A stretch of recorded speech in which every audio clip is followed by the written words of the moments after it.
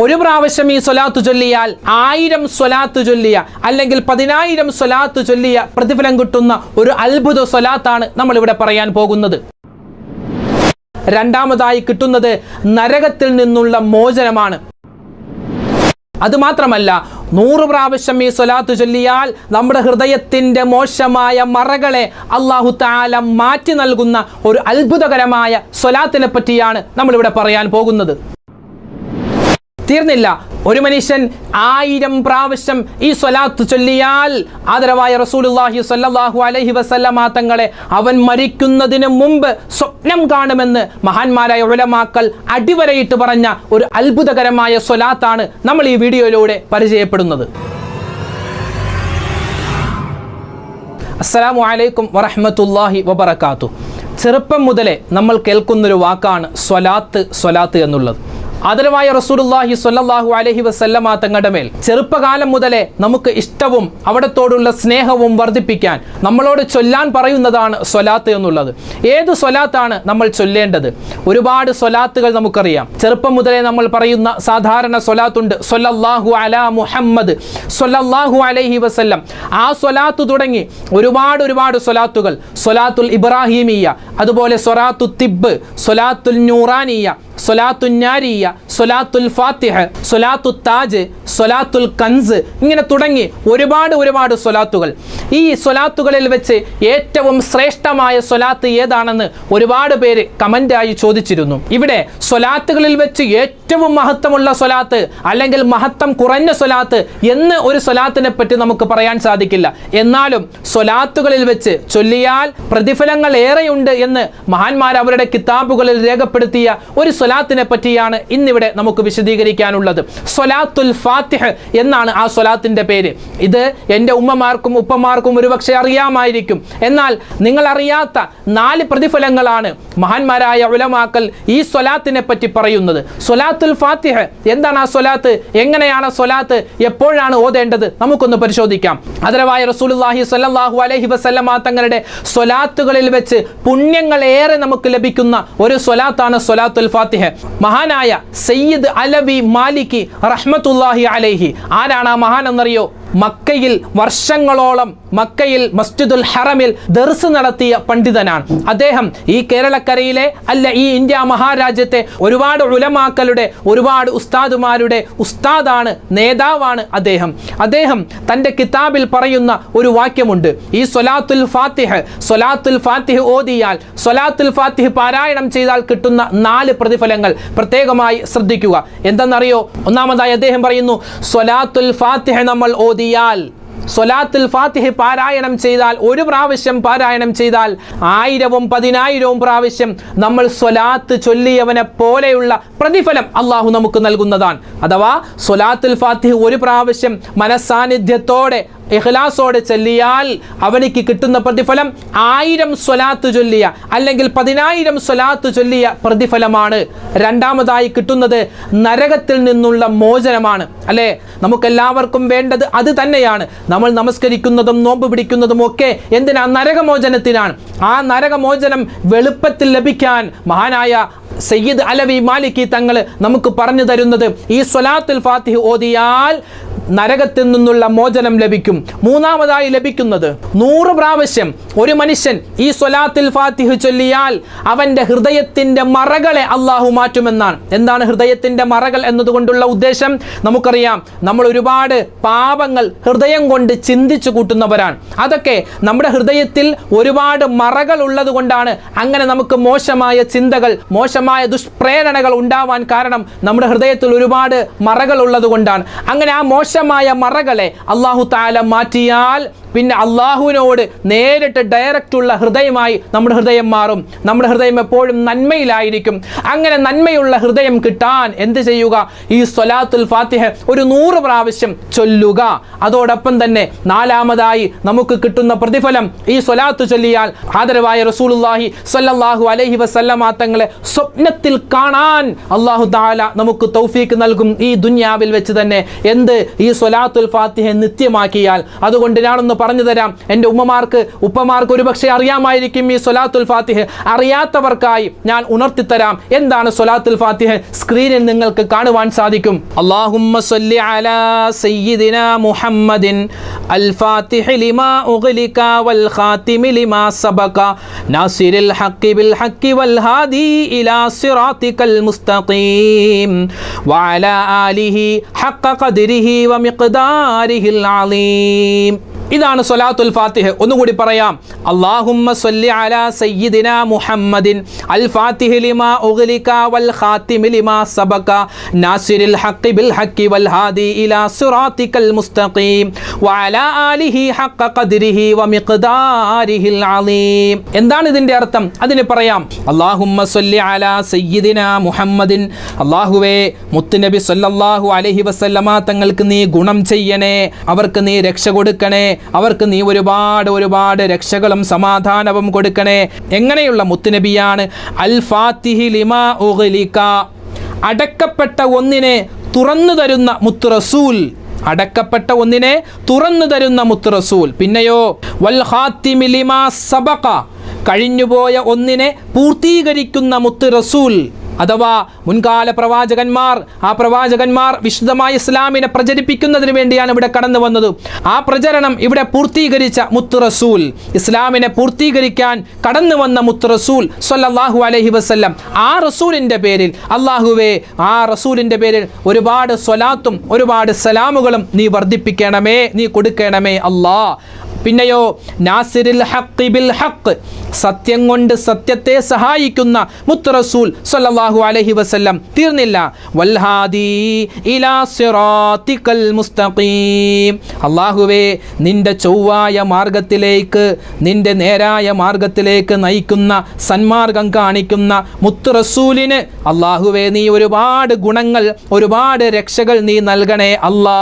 പിന്നെയോ വഅല ആലിഹി, നബിക്ക് മാത്രമല്ല അല്ലാഹുവിൻ്റെ റസൂലിൻ്റെ കുടുംബത്തിനും, ആല് കുടുംബം, കുടുംബത്തിൻ്റെ മേലും അല്ലാഹുവേ ഗുണം ചെയ്യണേ.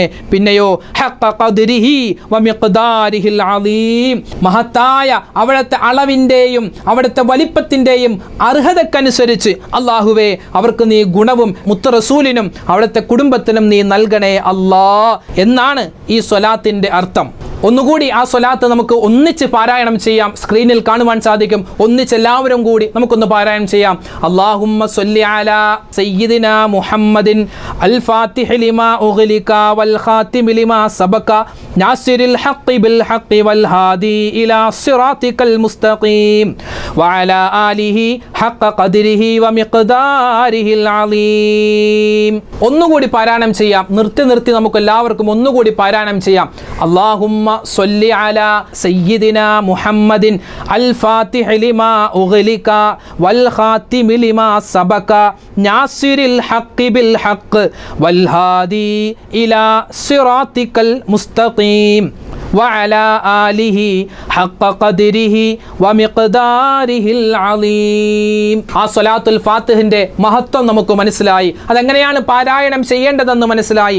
അതിൻ്റെ അർത്ഥം നമുക്ക് മനസ്സിലായി. അത് ചൊല്ലിയാൽ, അത് പാരായണം ചെയ്താൽ കിട്ടുന്ന പ്രതിഫലം എന്താണെന്ന് നമുക്ക് മനസ്സിലായി.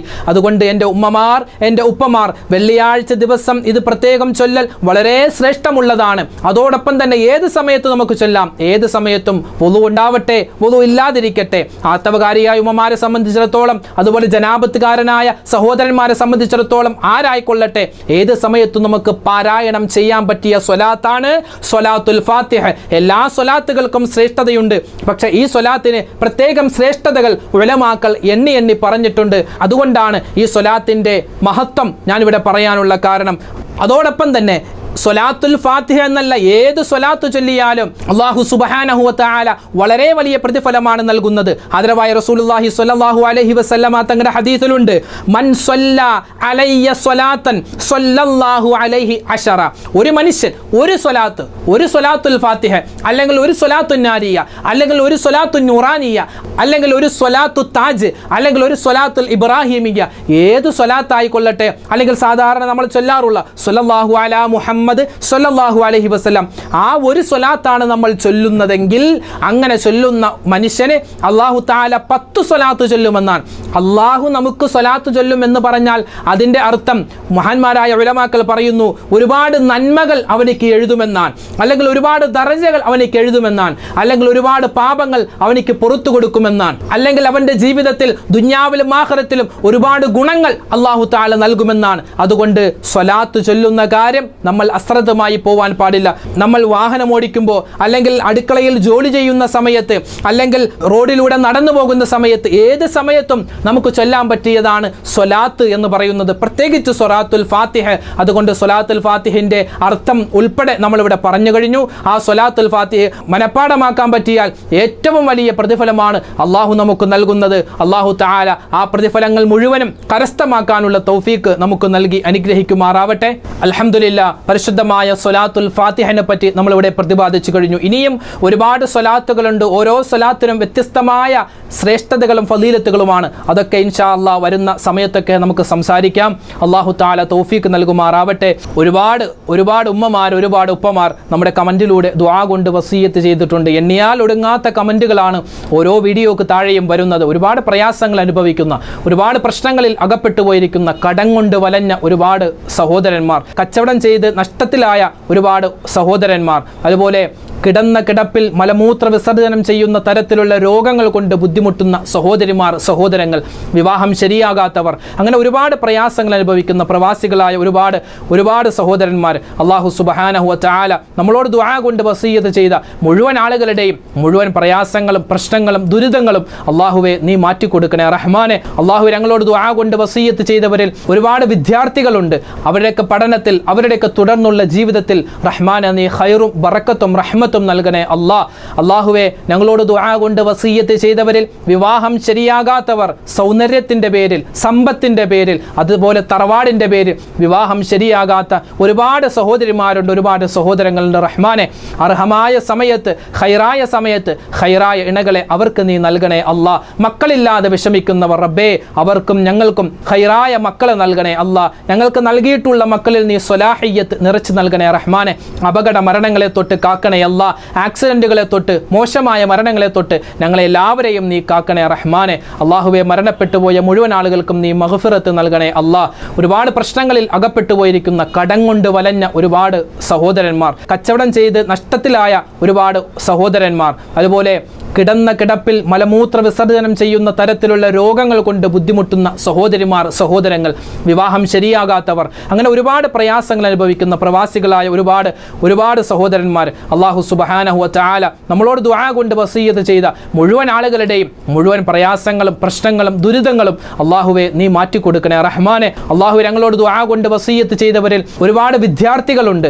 അവരുടെയൊക്കെ പഠനത്തിൽ, അവരുടെയൊക്കെ തുടർന്നുള്ള ജീവിതത്തിൽ റഹ്മാനെ നീ ഖൈറും ബറക്കത്തും റഹ്മത്തും നൽകണേ അല്ലാഹുവേ. ഞങ്ങളോട് ദുആ കൊണ്ട് വസിയ്യത്ത് ചെയ്തവരിൽ വിവാഹം ശരിയാകാത്തവർ, സൗന്ദര്യത്തിൻ്റെ പേരിൽ, സമ്പത്തിൻ്റെ പേരിൽ, അതുപോലെ തറവാടിൻ്റെ പേരിൽ വിവാഹം ശരിയാകാത്ത ഒരുപാട് സഹോദരിമാരുണ്ട്, ഒരുപാട് സഹോദരങ്ങളുണ്ട്. റഹ്മാനെ, അർഹമായ സമയത്ത്, ഖൈറായ ഇണകളെ അവർക്ക് നീ നൽകണേ അല്ലാ.